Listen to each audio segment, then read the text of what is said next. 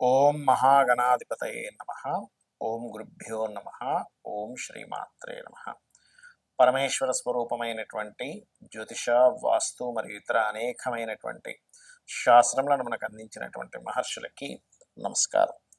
హయగ్రీవ హయగ్రీవ హయగ్రీవేతియో వదేత్తస్స నిస్సరతేవాణి జన్మకన్యా ప్రవాహవత్. అరుణాం కరుణాతరంగితాక్షీం ధృతపాశాంకుశపుష్పబాణచాపాం అనిమాదిభిరావృతాం మయూకైః అహమిత్యేవ విభావయే భవానీం. శ్రీమాత్రే నమః.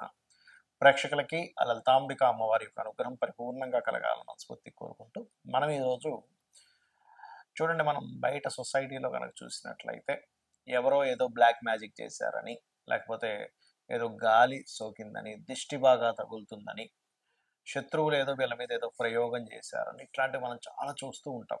అసలు అందులో ఎంతవరకు నిజం ఉంది? ఇక్కడ పాయింట్ బై పాయింట్గా చూసుకుంటే, అంటే ఒక్కొక్క లగ్నానికి అసలు ఏ గ్రహ దశ వల్ల, ఏ కాంబినేషన్స్ వల్ల అలాంటివి ఏర్పడతాయి. ఇక్కడ పాయింట్ నెంబర్ 1 ఏంటంటే అసలు సిమ్టమ్స్ ఏమిటి, అదేవిధంగా దీని మీద మోసాలు ఎలా జరుగుతున్నాయి, అలాగే భ్రమలు ఉంటాయి కొంతమందికి. సిమ్టమ్స్, మోసాలు, భ్రమలు, అదేవిధంగా అసలు ఎందుకు వస్తాయి ఇవి, అసలు ఎందుకు ఏర్పడతాయి, ఇవి తొలగిపోవాలంటే ఏం చేసుకోవాలి, అసలు ఈ కాలంలో అలా చేసే వాళ్ళు ఉన్నారా అనేటువంటి అనేకమైనటువంటి అంశాలు ఒక్కొక్క లగ్నరీత్యా పూర్తిగా తెలుసుకుందాం. మీరు వీడియో ఆఖరి వరకు చూడండి. అయితే ఈ విషయాలను ఎన్నో రీసెర్చ్లు చేసి చెప్తున్నటువంటి అంశం ఇది.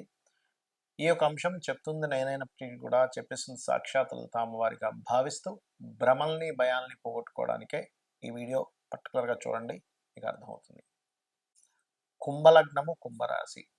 కుంభం వారికి అందరికీ ఒక ఎత్తైతే కుంభం వారు ముఖ్యంగా ఏదైనా మట్టడం వల్ల జరుగుతుంటాయండి శని దశల్లో. అంటే మనం చూస్తుంటాం చూసారు, ఎక్కడో రోడ్డు మీద ఏదో వేశారండి, దాన్ని వెళ్ళి తొక్కాము అందుకే అక్కడి నుంచి అని. అది ఎప్పుడు జరుగుతుంది? అందరికీ జరగదు. మళ్ళీ అది మీ లగ్నాధిపతి వీక్గా ఉండి మీ రవి గనక స్పాయిల్ అయితే అప్పుడు ఏదో తొక్కేసి వచ్చాడంటే అందుకే ఇలా పిచ్చి పిచ్చిగా ప్రవర్తిస్తున్నాడు అనుకుంటారు. అలాంటప్పుడు చిన్న దిష్టి తీసుకుంటే పోతుంది కూడా అది. కాకపోతే ఎందుకు కుంభలగ్నం వారికి అంటే లగ్నాధిపతి వ్యయాధిపతి ఒక్కడే, అంటే పాదాలకి కారకుడు శని అవుతాడు ముఖ్యంగా వీళ్ళకి కుంభలగ్నం వారికి. అలాంటప్పుడు శని స్పాయిల్ అయ్యాడు, ఆ మహాదశ లేదా అంతర్దశ నడుస్తుంది, తెలియని ఒక భ్రమలు. సర్వసాధారణంగా ఇట్లాంటి జరిగినప్పుడు ఏమవుతుందంటే నిద్ర పట్టదు, తొందరగా నిద్ర పట్టదు. ఒకవేళ పట్టినా సరే చెడు చెడు కళలు రావడం, ఎవరెవరో కళ్ళలోకి రావడం, లేకపోతే కొన్ని కొన్ని ఆకారాలు కొంతమంది కనిపిస్తుంటాయి కూడా. ఎదురుగా కనిపిస్తుందండి నాకు ఒక తెల్లటి ఆకారం, అదేంటో నన్ను పిలుస్తుంది అంటూ ఉంటారు. దాని అర్థం ఏమిటంటే, ఒకటి ఇక్కడ 2 విషయాలు అర్థం చేసుకోవాలి. ఒకటి, మీ పితృదేవతలు అంటే మీ పూర్వీకుల్లో ఎవరైనా వచ్చి మీకు వాళ్ళకి చేయమని చెప్పడం. రెండవది, మీరు భ్రమపడ్డం కూడా ఉంటుంది. ఎప్పుడు జరుగుతుందండి భ్రమ అనేది? దీన్ని ఎలా గుర్తించాలి అంటే, మీకు ఇది భ్రమ నిజమా అనడానికి దేవతా సంబంధించిన కార్యక్రమాలు నార్మల్గా చేసుకుంటూనే ఉంటారు, దానిలో ఎక్కడ కూడా తేడా రాదు మీకు. భ్రమ అనుకోండి, మధ్యలో ఉలిక్కిపడ్డాలు ఇట్లాంటివి ఉండవు. కానీ భ్రమ కాకుండా నిజంగా ఏదైనా మీకు వచ్చింది, ఏదో తొక్కడం వల్ల వచ్చిందంటే మధ్యలో ఉలిక్కిపడ్డాలు ఇట్లాంటివి జరుగుతూ ఉంటాయి. అయితే మీకు ప్రధానంగా పంచమాధిపతి బుధుడవుతాడు కాబట్టి ఓం నమో నారాయణాయ అనే మంత్రం మీ బుధగ్రహం కనుక బాగున్నట్లయితే ఆ ఒక్క మంత్రం చాలు, మీకు అన్నీ కూడా క్లియర్ అవ్వడం జరుగుతూ ఉంటుంది. అదేవిధంగా కొంతమంది చూడండి ఆస్తుల కోసం ఇబ్బంది పెడుతూ ఉంటారు కొంతమందిని.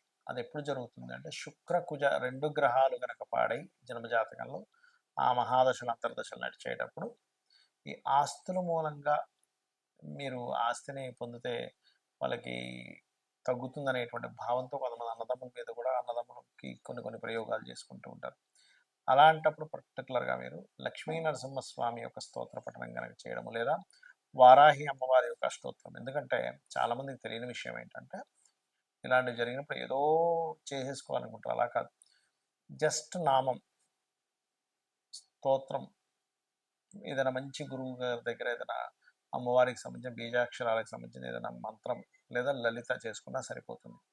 అయితే ఇక్కడ ఈ సప్తమాధిపతి రవి గనక పాడేయాడు అనుకోండి, అప్పుడు ఏమవుతుందంటే రవి రాహుతో స్పాయిల్ అయి ఉన్నప్పుడు వివాహం తర్వాత ఎక్కువగా జరుగుతాయి కొంతమందికి వివాహానికి ముందు ఇట్లాంటి సిమ్టమ్స్ చూస్తే, కొంతమందికి వివాహం తర్వాత జరుగుతూ ఉంటుంది. అలాంటప్పుడు మరి ఏం చేయాలంటే, వివాహం చేసుకోకూడదు అంటే కాదు. అక్కడ వివాహానికి ముందు ఆ రవి ఏ గ్రహాల ద్వారా పాడయ్యాడో చూసుకొని దానికి సంబంధించిన దానాలు ఇవ్వడం చేస్తూ ఉండాలి. అదేవిధంగా ఒక్కోసారి చంద్రుడు స్పాయిల్ అవుతాడు కుంభలగ్నానికి 6వ అధిపతి. అప్పుడు ఏమవుతుందంటే ఆ యొక్క శత్రుత్వాలు కానివ్వండి, మిస్అండర్స్టాండింగ్స్ కానివ్వండి అంతా తల్లి ద్వారా వస్తూ ఉంటుంది. అది కొంతకాలం ఉంటుంది. అంటే చంద్రుడు 10 సంవత్సరాల తన డ్యూరేషన్ 10 ఇయర్స్. ఒక్కొక్కసారి చంద్రుడు అంతర్దశ వచ్చింది. ఏ సంవత్సరం 2 సంవత్సరాలు, ఒక 6 నెలలు అట్లా వచ్చిందనుకోండి. అప్పుడు ఏమవుతుందంటే ఆ కొద్ది కాలం మాత్రమే మనస్పర్ధలు పెరుగుతుంటాయి. కాకపోతే మీకు ప్రతిసారి కూడా ఏదైనా ఒక గాలి కానీ ఏదైనా కానీ మనకేదో సినిమాల్లో చూపించినట్టు ఇదేదో మనిషిని పైకి లేపేసేయడము, ఏదో పెద్ద ఆకారం వచ్చి మనుషుల్ని ఇట్లా తిప్పేస్తుంటే అంత ఏముండదు. జస్ట్ మన మైండ్ మీద, మన ఆలోచనల మీద, మనం చేసే పనుల మీద, మన రిలేషన్స్ మీద, వీటి మీద ఎఫెక్ట్ చూపిస్తూ ఉంటుంది. అయితే అన్నము గనక దానంగా ఇస్తూ ఉన్నట్లయితే, లేదా బలి అంటుంటారు. బలి అంటే ఏదో కోళ్ళని మేకల్ని కోయడం కదా, అన్నాన్ని కూడా బలిగా పెడుతూ ఉంటారు అమ్మవారికి. అమ్మవారి కంటే డైరెక్ట్గా అమ్మవారు ఎప్పుడు తీసుకోదు. కింద నుండేటువంటి దేవతా గణములు కొన్ని ఉంటాయి, వాటికి పెడతారు. వాటికి పెట్టి వాటిని తీసుకెళ్ళి బయట ఉండేటువంటి పక్షులకో, కుక్కలకో, లేకపోతే రకరకాలు ఉంటాయి కదా జంతువులు, గోవుకు పెట్టడం చేస్తే ఆ దోషం పూర్తిగా పోవడం అనేటువంటిది జరుగుతుంది. అలాగే మరొకటి ఏంటంటే ఇక్కడ ఈ యొక్క కుంభం వారికి శని భగవానుడు ఎక్కువగా పాడైతే గనక వీళ్ళకి విదేశాలకు వెళ్ళడం వల్ల కూడా ఎఫెక్ట్ పడుతుంటుందని గుర్తుపెట్టుకోండి.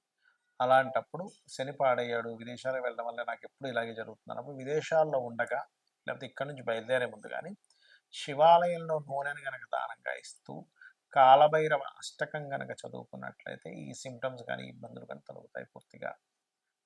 మనము పాయింట్ బై పాయింట్గా చూసుకుంటే అసలు సిమ్టమ్స్ ఏమిటి, ఈ గాలి దూరి తగిలిన వల్ల సిమ్టమ్స్ ఎలా ఉంటాయంటే నిద్రలో చులిక్కిపడి లేస్తుంటారు. గుర్తుపెట్టుకోండి, మన పైన ఏదో ఉంది అనేటువంటి ఫీలింగ్ కలుగుతుంటుంది.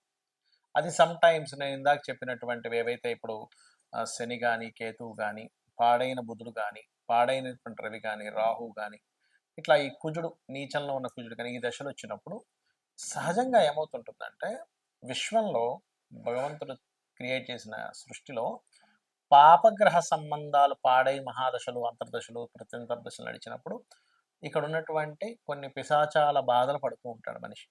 శుభగ్రహ సంబంధాలు వచ్చినప్పుడు కొన్ని దేవతా గణాల యొక్క మంచి ఫలితాలు పొందుతుంటాడు. ఇది మెయిన్ కారణం అక్కడ ఎందుకు అలా అవుతుంది అంటే. రైట్. అయితే సిమ్టమ్స్ మాత్రం చెడు కళలు రావడం. చెడు కళలకి గజేంద్ర మోక్షం చదువుకుంటే క్లియర్ అయిపోతుంది.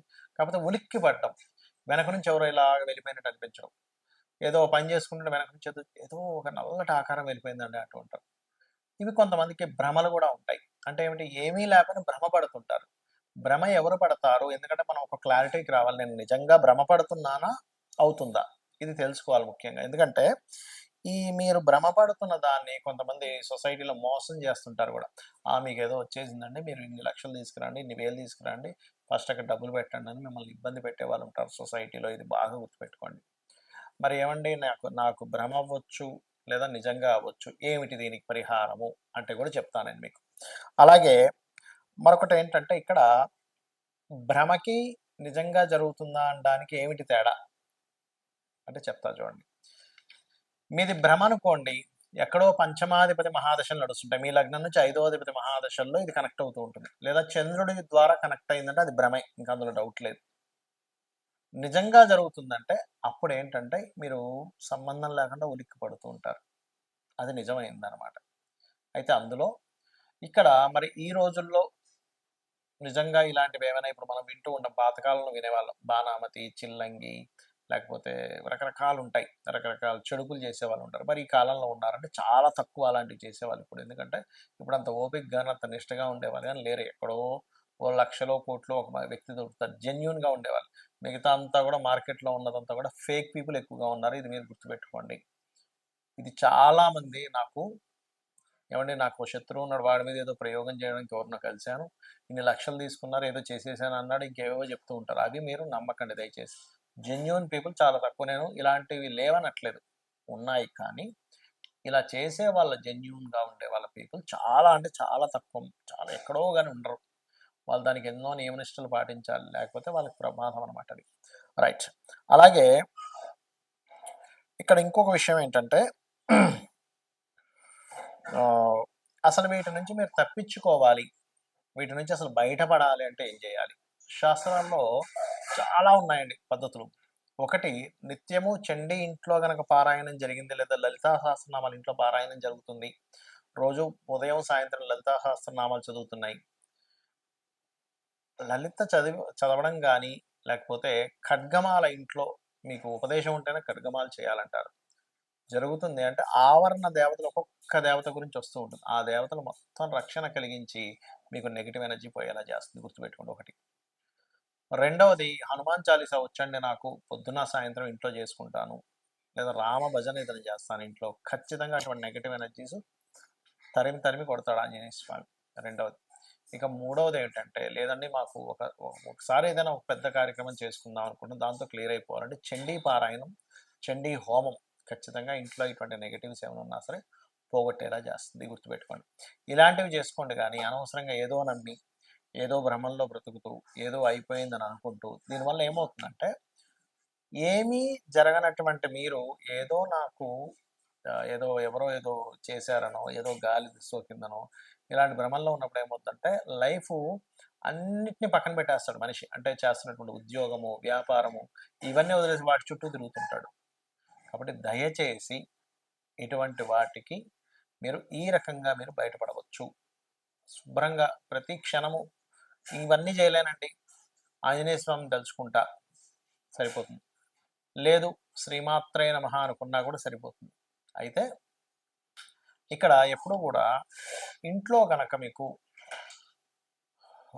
కొంతమందికి ఏంటంటే మనుషులకు ఉండదు, కానీ ఇంట్లో నెగిటివ్ ఎనర్జీ వస్తూ ఉంటుంది. ఎలాంటి ఇల్లు ఒక్కొక్కసారి మనం కొన్ని రోజుల పాటు ఎవ్వరూ ఉండకుండా ఇంట్లోకి ఏ ఊరు వెళ్ళిపోవడమో, లేకపోతే ఇల్లు ఖాళీ చేసి వెళ్ళిపోయి మళ్ళీ ఎప్పుడో 2-3 నెలల తర్వాత మళ్ళీ ఇంటికి వచ్చినప్పుడు ఏమవుతుందంటే నెగిటివ్ ఎనర్జీ ఫామ్ అవుతుంది. అలాంటప్పుడు ఖచ్చితంగా ఇంట్లో ఏ హోమమో, సత్యనారాయణ సంవ్రతమో, ఒక 11 రోజుల పాటు గోమూత్రాన్ని చల్లి నీట్గా తుడవడం చేయాలి.